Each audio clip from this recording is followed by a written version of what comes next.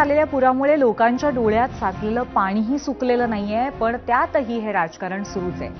शिवाय सत्ताधाऱ्यांची बेताल विधानही त्यात भर घालतायत।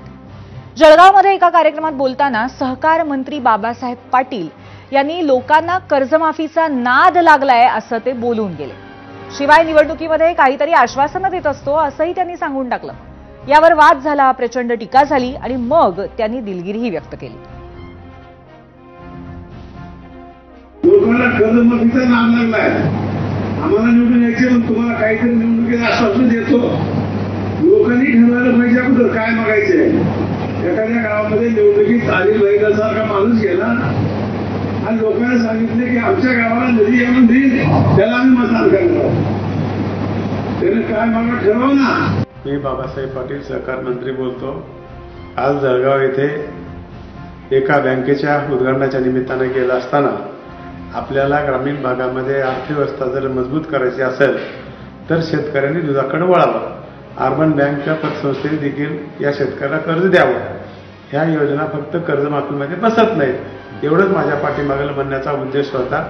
कोणाच्या भावना दुखावल्या असतील मी त्याबद्दल दिलगिरी व्यक्त करतो।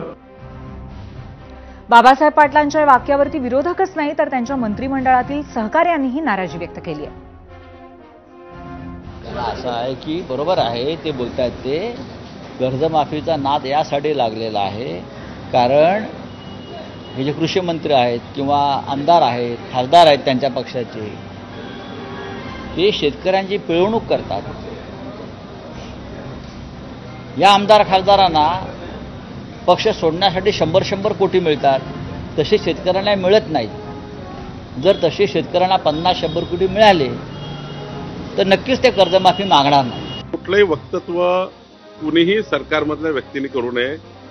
शेतकरी आर्थिक अडचणीमध्ये आहे आणि शेतकऱ्यांची कर्जमाफी करण्याचा मॅनिफेस्टो संकल्पनामा आमच्या महायुतीने दिलेला होता। पात्र शेतकऱ्यांना कर्जमाफी करायची आणि त्यामध्ये मी आधीच सांगितलं होतं कर्जमाफी कुणाची झाली पाहिजे की ज्यांना खऱ्या अर्थाने कर्जमाफीची गरज आहे।